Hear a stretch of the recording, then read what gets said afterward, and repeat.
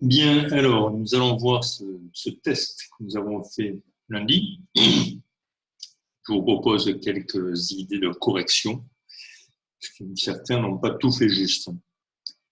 Alors, le premier exercice était simple, c'était des opérations à trous, des additions à trous. Donc, pas trop de difficultés là-dessus. Première question, que faut-il ajouter à 22 pour trouver 36? Bon, relativement simple, il n'y a pas de retenue. Pour trouver 6, comme on a 2 unités, il faut avoir 4 unités. Et comme on a 3 dizaines ici, comme on a 2, il faut une unité. Donc, en fait, c'était 14. Le deuxième, c'est plus difficile parce que ce sont les nombres décimaux. On pourrait le faire à deux têtes, mais bon, on peut aussi le faire avec la calculatrice. Alors, qu'est-ce que cela veut dire? D'abord, pour le premier, que faut-il ajouter à 22 pour faire 36? Bien sûr, on a dit que c'était 14, puisque qu'est-ce qui nous manquait? Il nous manquait, pour faire 36, 22. Remarquez, quand on dit qu'est-ce qui nous manquait, ça veut dire qu'on fait une soustraction. 14, on aurait pu le faire en faisant 36 moins 22, pour voir ce qui manquait. Donc, c'est important d'avoir ce raisonnement-là, parce que ici, comme deux têtes, c'est plus difficile. Pour trouver ce qui manque, le nombre qui manque ici, on va faire 151,1 moins 99,3. Comme ça, on verra bien ce qui nous manque pour faire 151,1. Donc là, on peut prendre une calculatrice, n'importe laquelle. Moi, j'ai la mienne ici. Je vais prendre la mienne. Et donc, 151,1 moins 99,3. Je ne sais pas si on y voit bien ou ça brille. Pas très net. Hein, ça fait 1. Et voilà. Donc, égal, réponse 51,8. Donc, ce qui nous manquait ici, c'est 51,8. Voilà. C'est quand même pas trop difficile. Alors, regardons la question suivante. La question suivante, c'était sur les heures. Alors, la première question était simple là aussi. Un match de football commence à 14h02, il dure 2h23 minutes. Oui, ça fait beaucoup ça, hein, les prolongations, à mi-temps et tout. Bien, à quelle heure s'est-il terminé? Donc, ici, 14h02, qu'est-ce qu'on va faire? On va ajouter 2h23. Donc, c'est facile, ici, il n'y a pas de retenue non plus. 14h plus 2h, ça fait 16h, et 2 minutes plus 23 minutes, ça fait 25 minutes. Donc, il va s'arrêter à 16h25. La question suivante, c'est plus difficile. Là, c'est une soustraction. Et en plus, il va y avoir des retenues. 6h38 minutes moins 3h43. Alors, comment faire? Ici, il faut faire attention, ne pas confondre les heures et minutes avec des heures décimales. Ce n'est pas 6h38 que nous avons. Attention, surtout pas faire cette erreur. Donc, le précédent, 14h02 plus 2h23, on a dit que c'était simple. 23 minutes plus 2 minutes, ça fait 25 minutes. 25 minutes. Et ici, 14h plus 2h, ça fait 16h. Donc, ça faisait bien 16h25. Ici, 16h38 moins 3h43, c'est plus difficile. Alors, le mieux, c'est de poser l'opération. On va voir. 6h38 minutes moins 3h43 minutes. Voilà. Alors, le problème, c'est que pour faire la soustraction, là, on a du mal, puisque 38, c'est plus petit que 43. Donc, comment enlever 43? C'est comme lorsqu'on fait des opérations décimales. Il va falloir prendre une retenue. Et la retenue, on la prend ici. Seulement, la retenue ici, ce sont des heures. Donc, comme il nous manque du temps ici, on va le prendre là. Donc, on va prendre une heure ici. Il ne nous en restera plus que 5. Et l'heure qu'on vient de prendre, on la met ici. Mais on la met en minutes, 60 minutes. Ce qui fait que, ici, on va avoir 98 minutes. Donc, les 6h38 minutes sont devenues 5h98 minutes. Et là, je peux soustraire 98 moins 43, je peux le faire. 3 pour arriver à 8, reste 5. 4 pour arriver à 9, reste 5 aussi. Voilà. Et les heures, 3 heures pour arriver à 5, ça fait 2. 2h55. Voilà. Donc, n'oubliez pas le principe de la retenue, mais pour les heures, si vous prenez 1 heure, ça fait 70 minutes. D'accord? Oui, je disais, ne confondez pas les heures minutes avec les heures décimales. Par exemple, vous savez que si je prends 2h30, vous savez que c'est 2,5 heures. 2h30. 2h30. La demi, c'est 0,5. Vous devez savoir aussi que si vous avez, je pris 3 heures, 3h15 minutes, 15 minutes, c'est un quart d'heure. Et un quart, c'est la moitié de la moitié, c'est 0,25. 3h15 minutes, ça fera 3,25 heures. Ne confondez pas heure minute et heure décimale. Faites bien attention à cela. Bien. Dans l'exercice suivant, alors, il s'agit d'un cercle et non d'un triangle. Dans l'exercice suivant, il s'agit d'un triangle. Donc là, c'est très simple. On vous demande quelle est l'aire de ce triangle. C'est un triangle rectangle. On connaît les deux côtés de l'angle droit. Vous vous souvenez qu'un triangle rectangle, c'est la moitié d'un rectangle. Donc, si on multiplie 9 par 2, on aurait l'aire du rectangle complet. Et comme c'est un triangle, on divise par 2. Donc, l'aire du triangle, ici, c'est 9 fois 2 divisé par 2, ce qui fait 9. 9, quelle unité? On ne sait pas, on ne l'a pas dit. Si c'était des mètres, on trouverait des mètres carrés. Si c'était des centimètres, on trouverait des centimètres carrés. Alors, voyons ici le disque et le cercle. Alors, le disque, je vous rappelle que c'est la partie intérieure, c'est le plein. C'est la surface, c'est le disque. Et le cercle, c'est uniquement le tour. Alors, on vous demande le périmètre d'un cercle qui a pour diamètre 19,2 mètres. Et après, on vous demandera l'aire du disque correspondant. Donc, le périmètre du cercle qui a pour diamètre 19,2 mètres. Alors, 19,2 mètres, donc on ne va pas oublier ensuite de donner les réponses avec les bonnes unités. Alors, voilà mon cercle ou mon disque. Donc, le diamètre c'est 19,2 mètres. Et le périmètre, on a une formule qui donne le périmètre. Je sais que c'est diamètre multiplié par pi. Pi étant le nombre qu'on connaît, qui vaut à peu près 3,14 des poussières. Mais ici, puisqu'on a une calculatrice, on va prendre tous les chiffres donnés par la calculatrice, etc. Donc, on ne va même pas s'occuper de savoir quels sont les chiffres, on tapera sur la calculatrice. Vous remarquez que la formule diamètre multiplié par pi, elle peut aussi s'écrire 2 fois le rayon, puisque le diamètre, c'est 2 fois le rayon, multiplié par le nombre pi. Donc ici, c'est le rayon. On va en avoir besoin tout à l'heure, fois pi. Donc, je prends la calculatrice, là encore, et sur les calculatrices, vous avez le nombre pi. Il faut le chercher. Enfin, moi, il est ici, là, vous voyez, en bleu, là. Hop, ça bouge. Un peu flou, hein. Il est donc ici. Vous, sur vos calculatrices, je pense qu'il est plutôt en bas. Alors, après, il faut regarder, il n'est pas sur la touche, il est au-dessus. Il est au-dessus de la touche et il est en bleu. Donc, pour pouvoir l'activer, il faut que j'appuie d'abord sur la touche bleue. Donc, je vais faire touche bleue et après la touche où il y a le nombre pi. Et voilà, j'obtiens donc le nombre pi. Nombre pi.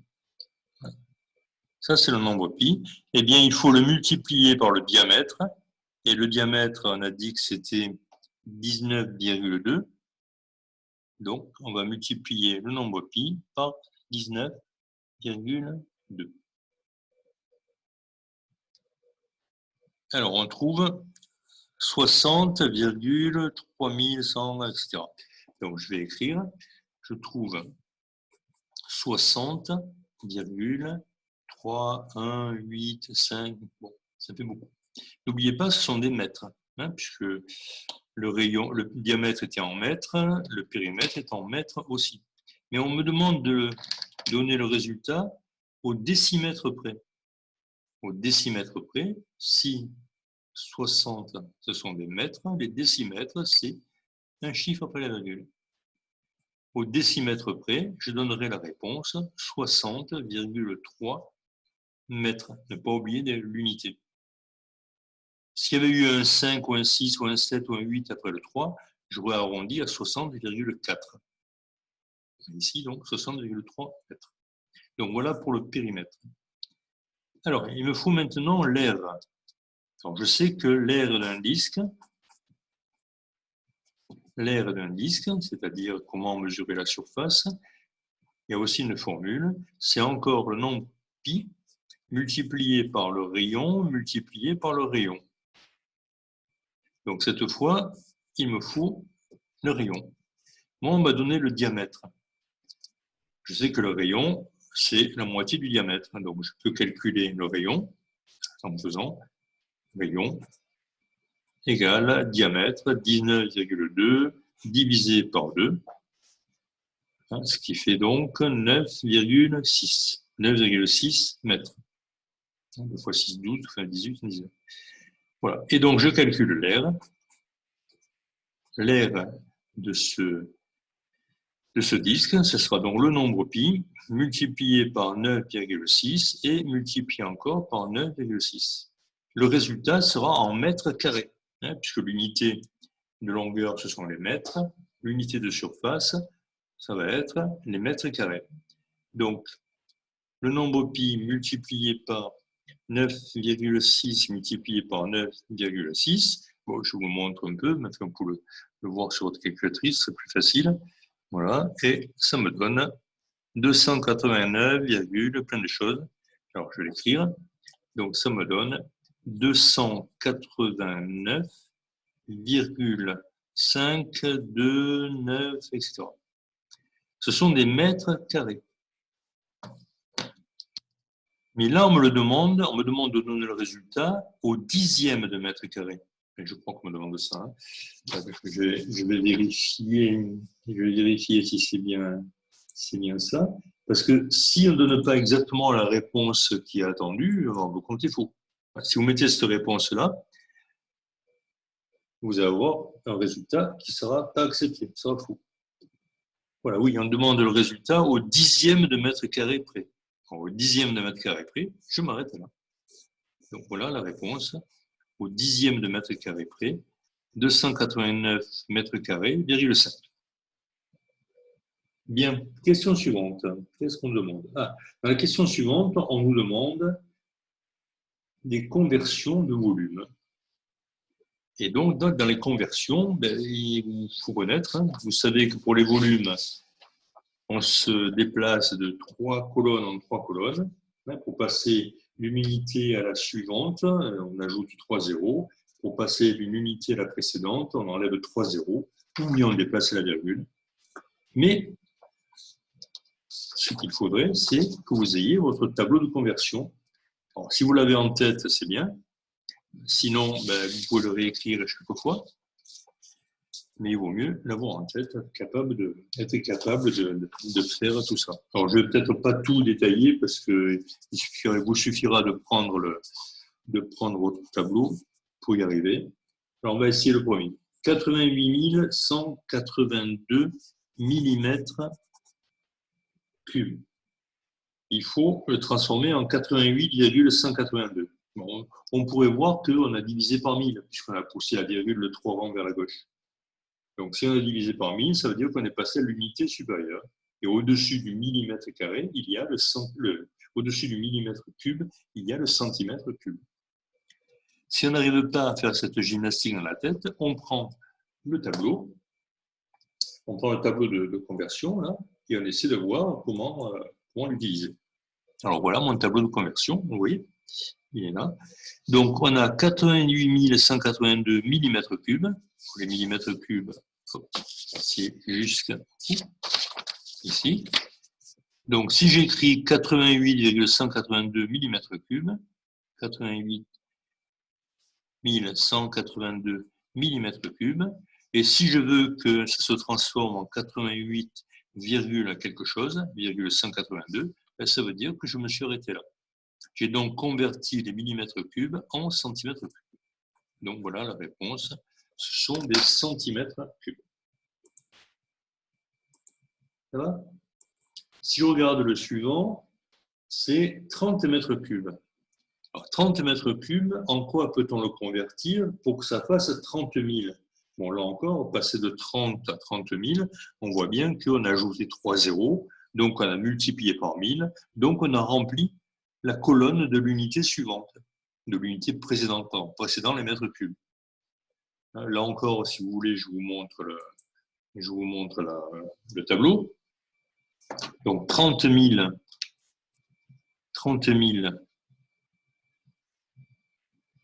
sais plus ce que c'était.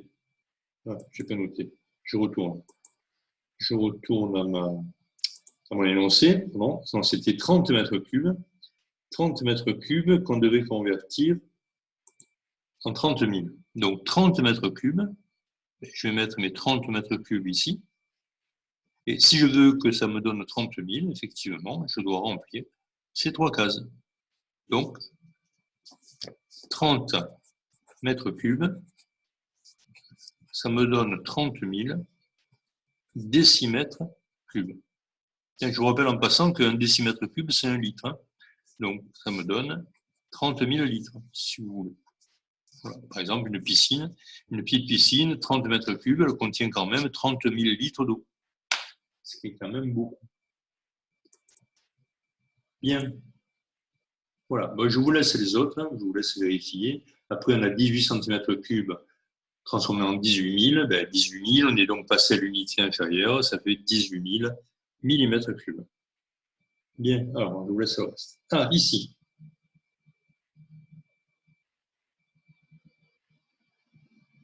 Il fallait mesurer un angle. Mesurer un angle. Ici, il faut mesurer l'angle AOB. Donc, vous voyez, l'angle AOB, hein, il est limité par ces 2 demi-droites qui ont pour sommet O. Donc, pour mesurer un angle, on met le centre du rapporteur au sommet de l'angle. Ici, c'est le point O. Ensuite, on aligne un côté de l'angle avec le 0, 1 0 de la graduation, ici. Et si le 0 est ici, la graduation, c'est celle qui est sur le bord extérieur. Donc, quand je veux mesurer l'angle AOB, je pars du 0 et je mesure ici. 10, 20, 30 et 40. Donc, il fait 40 degrés. Voilà. En revanche, si je voulais mesurer l'angle obtus qui serait par ici, là, hein, je mettrais un point C, qui serait l'angle COA. Donc, ici, je partirais de OC, si le point C était là. Et dans ce cas, la graduation commencerait à ce 0-là. Et donc, pour aller jusqu'à la demi-droite OA, ça ferait cette courbe, jusqu'à 140. Donc, l'angle obtus mesure 140. C'est normal d'ailleurs, 40 d'un côté, 140 de l'autre, puisque l'angle plat, c'est 180 degrés. Bien. Question suivante. Le reste de la division euclidienne.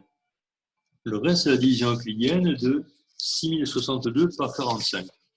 Bon, là, ça ne pose pas de problème. Il suffit de faire la division. 6062 divisé par 45. On pose la division et on trouve le quotient. Alors, je vous rappelle quand même le quotient, hein, c'est le quotient. Il y en a qui ont confondu le quotient avec le diviseur. Donc, faites bien attention. 6000, ici, c'est 6062 divisé par 45. Alors, si on est un peu malin, on peut aussi le faire à la calculatrice. 6062 divisé par 45. Si on le fait à la main, on pose l'opération. Donc, on a le dividende, le diviseur, et le résultat, ce sera le quotient. Et si on fait la calculatrice, 6062 divisé par 45, qu'est-ce qu'elle va nous donner? Elle va nous donner un nombre décimal, c'est-à-dire avec une virgule et plein de choses après. Parce que la division, ici, ne tombe pas juste. Mais nous, ce qu'il nous faut, c'est simplement le quotient. Or, le quotient, c'est ce que l'on obtient, c'est la partie entière du résultat que l'on obtient lorsque l'on fait la division. 6062 divisé par 45, ça fait 134,71. Ça veut dire que si je fais la division, je vais trouver 134 et elle ne sera pas finie, il me restera quelque chose, un reste. Mais le quotient, c'est 134. Voilà, on peut le faire comme ça. Ou bien, possible, faire la division, correctement. Je vais vous le faire quand même parce que c'est toujours important de savoir faire la division. 6062 divisé par 45. Alors, 60 divisé par 45, il va une fois 45, ça fait 45. Je soustrais. 5 pour arriver à 10, ça fait 5. 1 de retenu. 85 pour arriver à 6, ça fait 1. Je descends le 6. 156 divisé par 45. 156, je vais faire 3. 3 fois 5, 15. 3 fois 4, 12 et 1, 13. Je soustrais. 5 pour arriver à 6, il reste 1. 3 pour arriver à 5, ça fait 2. 1 moins 1, ça fait 0. Je descends le 2. 212 divisé par 45. 4, 20, 5 fois, ça vaut 80, ça doit aller. 5 fois 5, 25. 5 fois 4, 20 et 2, 22. C'est trop grand. Hein, ça dépasse. Donc, c'est pas 5, j'ai ces 4. 4 fois 5, 20. 4 fois 4, 16 et 2, 18. Ça marche mieux. Je soustrais. Il reste 2. 8 pour arriver à 11, ça fait 3 et je retiens 1. 1 et 1, 2. Il reste 32. 32, le reste est plus petit que 45. Voilà, la division euclidienne. Et pour résumer ça, on dira que 6062 est égal à 134 fois 45 plus 32. Le reste, c'est 32. Voilà. Mais vous voyez que pour avoir le 134, hein, c'est la partie entière du quotient, la partie entière de la division. Eh bien, la calculatrice me donnait un résultat avec plein de virgules après, c'est vrai, mais la partie entière, c'était bien 134. Bien. Donc, regardons maintenant l'exercice suivant. Alors, l'exercice suivant, c'était les parts de gâteaux. Ah, pour son anniversaire, Anne-Marie a confectionné 10 gâteaux au chocolat complètement identiques. En combien de parts devra-t-elle partager chaque gâteau pour servir une part à chacun de ses 59 invités? Elle a 10 gâteaux. 10 gâteaux. Et elle a 59 invités. Donc, il faut les couper. En combien de morceaux? Alors, voilà mes gâteaux. Je vais le faire à la cuisine. Attendez. Alors, voilà les gâteaux. Il y en a 10. Je ne vais pas dessiner les 10. Hein. Sinon, on va prendre toute la place. Un gâteau, deux gâteaux, etc. Il faut les couper. J'ai 59 invités. Donc, il me faut au moins 59 parts. En combien de parts vais-je couper les gâteaux? En deux? Bon, si je les coupe en deux, comme il y a 10, 10 fois 2, ça ferait 20. Il y a 20 invités qui vont manger les gâteaux. Alors, en combien? Eh bien, je vais les couper en 10. Je vais les couper en 6, pardon. Je vais les couper en 6, ça suffira. Alors, pourquoi en 6? Parce que si je fais 6 parts pour un gâteau, comme il y a 10 gâteaux, ça me fera 10 fois 6, 60 parts. Je peux donc distribuer mes 60 parts à mes 59 invités et il me restera une part. Voilà, pour moi, je suis gourmand. Bien, alors, question suivante, s'il y en a encore. Oui, il y en a encore. Ah, voilà. On va regarder la divisibilité. Nombre divisible par 2, 3, 4, 5, 9 ou 10. Alors, le nombre 116 est-il divisible par les nombres suivants? Alors, par 2, oui, puisqu'il se termine par un nombre pair. Par 3, non, parce que pour voir si un nombre est divisible par 3, on fait la somme de ces chiffres. Ainsi, ça fait 6 plus 1, 7 et 1, 8. Ce n'est pas divisible par 3, donc ça ne marche pas. Est-ce qu'il est divisible par 4? Pour voir si un nombre est divisible par 4, on peut le diviser par 2 et encore par 2. S'il est divisible par 2 deux fois, ça marche. Par exemple, ici, et pour ça, on peut regarder juste les deux derniers chiffres. 16. 16 divisé par 2, ça fait 8. C'est encore divisible par 2. Donc, 116 est bien divisible par 4. Est-il divisible par 5? Eh bien non, puisque un nombre divisible par 5 se termine soit par 0, soit par 5. Donc, ça ne marche pas. Par 9, sûrement pas. Il n'est pas divisible par 3, il ne peut pas être divisible par 9. Il y a la somme des chiffres. Elle n'est pas un multiple de 3, ni de 9. Et par 10 non plus. Il n'est pas divisible par 10. Voilà. Donc, il n'y a pas grand-chose à cocher. Il y avait 2 et 4. Ici, 234, est-il divisible par 2? Oui, c'est un nombre pair. Est-ce qu'il est divisible par 3? 2 plus 3, 5, 5 plus 4, 9. Oui, il est divisible par 3. 9, c'est dans la table de 3. Est-ce qu'il est divisible par 4? Alors, j'applique la règle tout à l'heure. 34, c'est bien divisible par 2, mais s'il divise 34 par 2, ça fait 17. Et là, ce n'est plus divisible par 2. Donc, ce nombre n'est pas divisible par 4. Par 5 non plus. Par 9, oui, puisqu'on a vu que la somme des chiffres est égale à 9. Par 10, non. Ensuite, 2179, par 2, sûrement pas. Par 3, voyons. 6 plus 2, 8. 8 plus 7, 15. 15 plus 9, 24. Oui, c'est dans la table 3. Donc, il est bien divisible par 3. Il n'est pas divisé par 4, puisqu'il n'est pas divisé par 2. Il ne peut pas être divisible par 4. Il n'est pas divisible par 5, ça se voit. Ni par 10, pas de souci. Le dernier, 2140, par 2, oui. Par 3, non, parce que la somme des chiffres 2 plus 1, 3 et 4, 7, c'est pas un multiple de 3. Est-ce qu'il est divisible par 4? Ben oui, regardez les deux derniers chiffres, ça fait 40. Donc, par 2, ça fera 20, et encore par 2, ça marchera. Est-ce qu'il est divisible par 5? Bien oui, puisqu'il se termine par 0. Par 9, non, puisqu'il n'est pas divisible par 3. Il ne peut pas être divisible par 9. Et par 10, oui, puisque ça finit par 0. Voilà, pas difficile. Ensuite, donner la valeur approchée par défaut au dixième près du quotient de cette division. Bon, là, c'est particulièrement facile, puisque 11 divisé par 5, ça fait 10 divisé par 5, 2, plus 0,1 divisé par 5. D'accord? Alors, comment on fait? Alors, on va le faire aussi. Et après, je vais garder l'autre aussi. Après, on a à faire 2,4 multiplié par 40 sur 32. On le posera après. Alors, regardons un peu comment faire la valeur approchée au dixième près du quotient de cette division. La division, c'est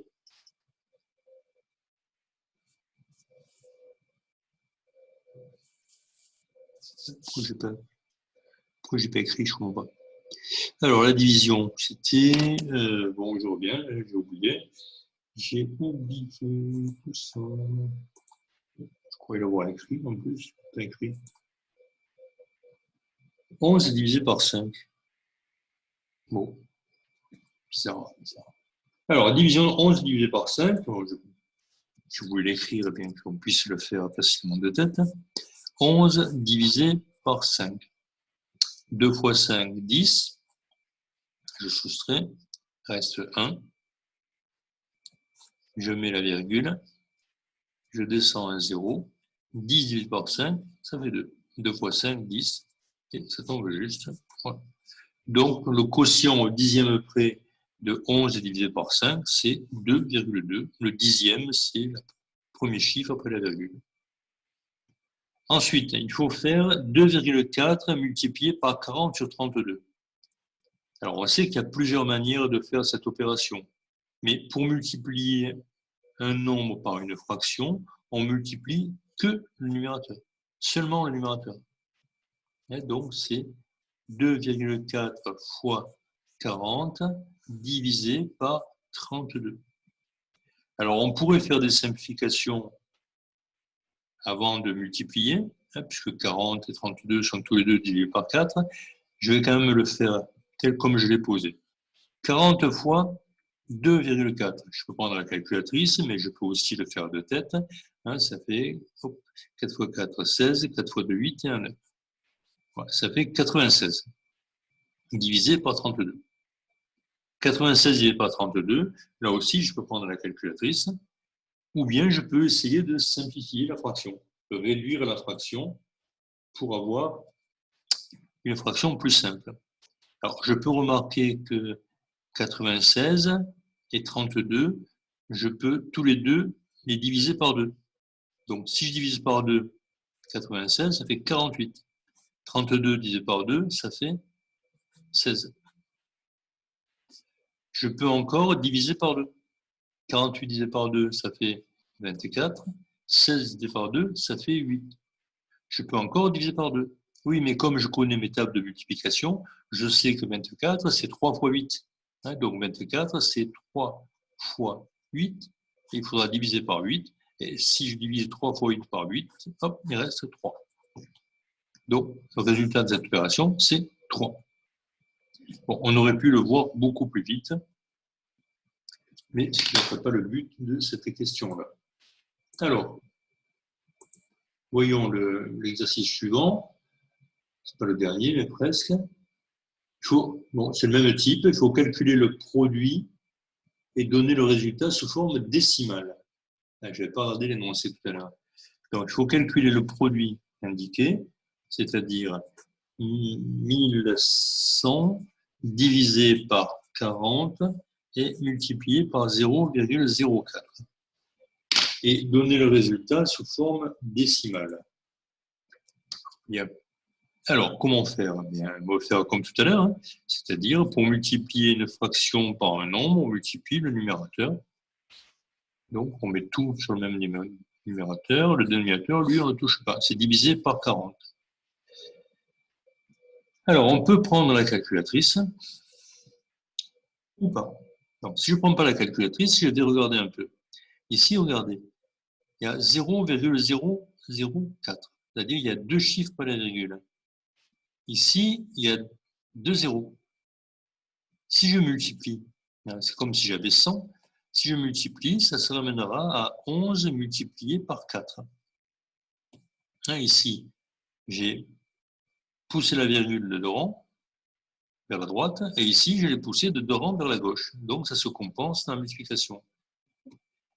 Divisé par 40. Là encore, c'est multiplié par 4, divisé par 40. Et je peux diviser par 4 le numérateur, donc ce sera multiplié par 1. Et ici, divisé par 4, il ne restera plus que 10. Ce qui me fera donc 11 sur 10. Et 11 sur 10, si je le veux sous forme décimale, diviser 11 par 10, c'est quand même pas très difficile. Ça fait 1,1. Voilà, il faut que vous soyez capable de faire un travail comme ça, un travail de transformation d'écriture pour arriver à faire des calculs simplement, sans calculatrice. Voilà. Sinon, vous prenez la calculatrice, vous faites 1100 fois 0,04 divisé par 40 et voilà le résultat. Mais j'insiste bien sur être capable de manipuler les propriétés des multiplications. Bien, dernière question, je crois. Non, il y en a encore, ça se fait. Alors là aussi, il faut calculer le produit suivant en évitant tout calcul inutile, un peu comme je viens de le faire. 77 divisé par 140 multiplié par 18. Alors, qu'est-ce qu'on veut dire par sans calcul inutile? On veut dire qu'il faut simplifier au maximum avant de faire les calculs. Alors, simplifier une fraction, vous avez vu, il faut pouvoir diviser le numérateur et le dénominateur par le même nombre. Ici, un diviseur commun qui saute aux yeux, c'est 7. Puisque 77, c'est 7 fois 11, et 140, 14, c'est 7 fois 2. Donc ça peut s'écrire 7 fois 11 sur 7 fois 2, 14 fois 10. 140, c'est 7 fois 2, 14 fois 10. Et tout ceci multiplié par 18. Donc déjà, il y a multiplié par 7, multiplié par 7.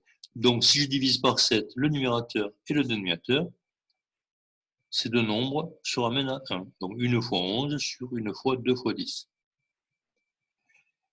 Ici, je peux maintenant regrouper en multipliant la fraction qui est là par 18. J'aurai donc 11 fois 18 divisé par 2 fois 10. Mais là aussi, je vois que le 18, il contient 2.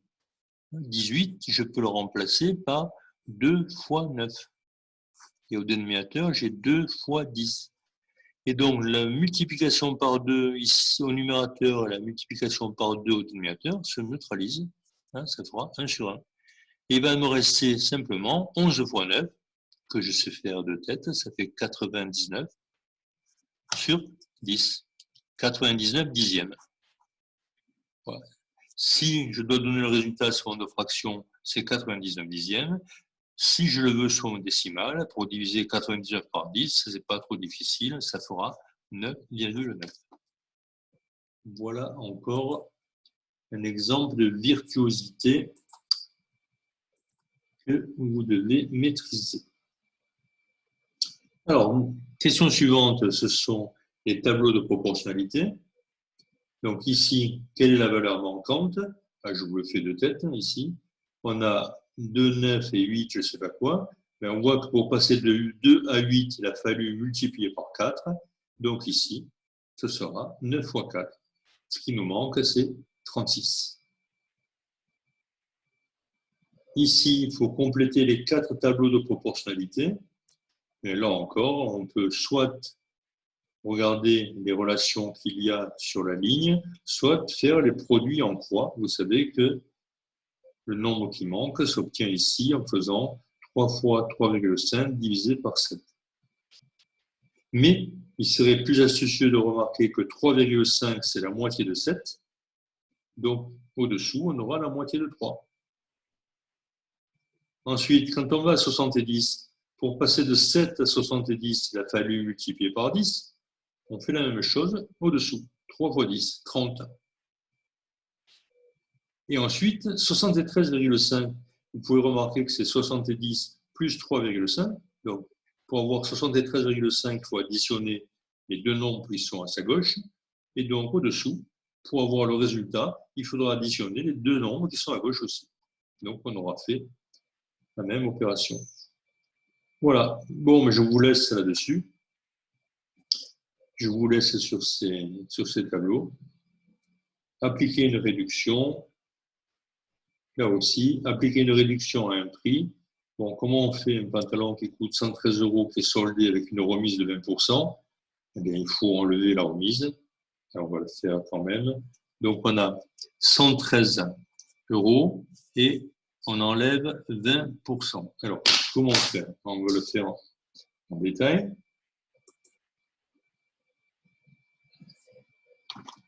113 €. On enlève 20%. 113 €. Donc, on va calculer le montant de la remise. Montant de la remise. La remise, c'est ce qu'on enlève. On dit une remise, on dit un rabais, on a une ristourne. Parce qu'on solde, on enlève quelque chose. Le montant de la remise, c'est 20% du prix. De toute façon, 20%, c'est une proportion. Ça veut dire que sur 100 €, on m'enlèverait 20. Mais sur 113, on m'enlève combien? Eh bien, on m'enlève 20% du prix. Et pour calculer les 20% de 113, on fait l'opération 20 fois 113 divisé par 100. Voilà. Ce qui me fera donc, si je fais l'opération de tête, ça fera 2 fois 3, 6, 2 fois 1, 2, 2 fois 1, 2 et un 0, le 0 du 20, divisé par 100. Pour diviser par 100, je pousse la virgule de rang, ce qui fera une remise de 22,60 22,60 €. Donc, j'ai calculé le montant de la remise. Je peux calculer maintenant le nouveau prix. Et le nouveau prix, eh bien, c'est l'ancien, c'est-à-dire 113 moins la remise, moins 22,60 €. Voilà, je fais le calcul de tête. Alors 60 pour arriver à 1 € de plus, ça fait 40 centimes. 1 de retenu, 2 et 1 de 3 pour arriver à 3, ça fait 0. Et 2 pour arriver à 11, ça fait 90. Voilà, vérifiez si je ne me trompe pas. Donc le nouveau prix, c'est 90 €, 40 centimes. Alors, dernière question. Ah, c'est pas la dernière, c'est la dernière. Alors, Sarah a 100 poissons. Où est Sarah? Ah, oui. Sarah a 100 poissons et elle en a 10% qui sont rouges. Ce sont des poissons rouges. David, lui, il a 180 poissons et 60% sont rouges. Ils mélangent tout, tout dans le même aquarium. On demande la proportion en pourcentage de poissons rouges.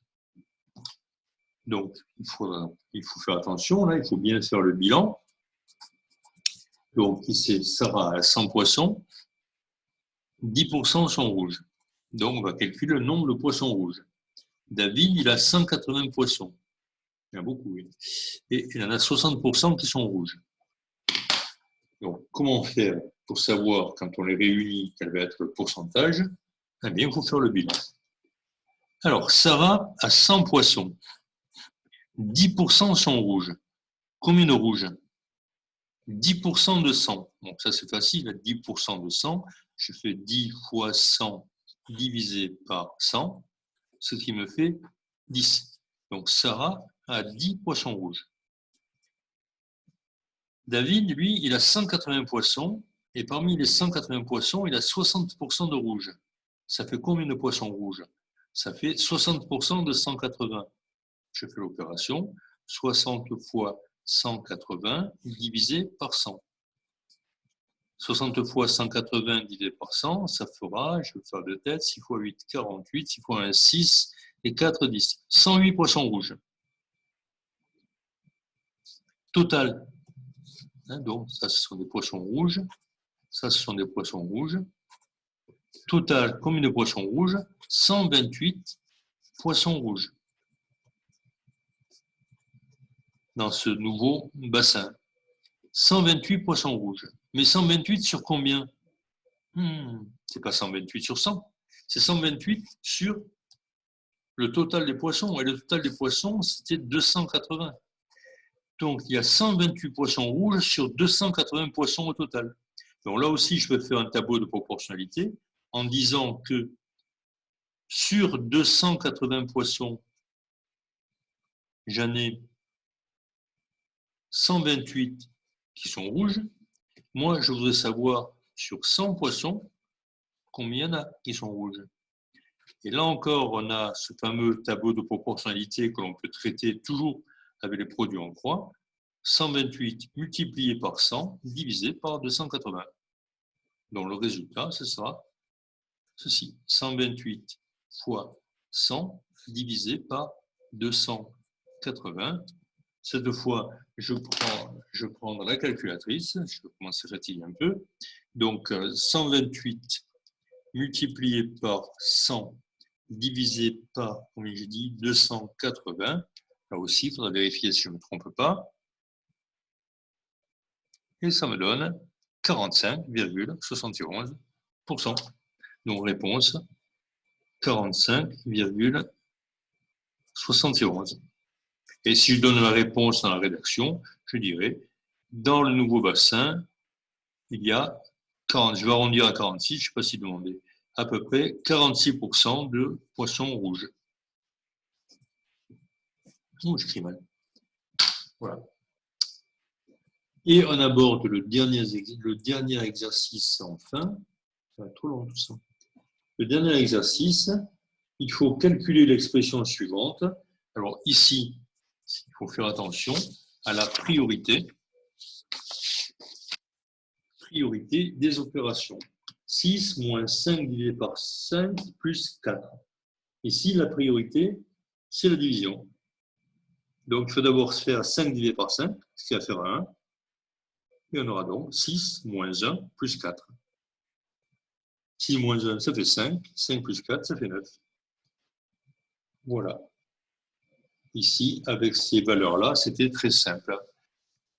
Bien, voilà, écoutez, j'espère que vous avez bien suivi ça, que vous saurez le refaire et que vous ferez mieux la prochaine fois. Allez, à bientôt.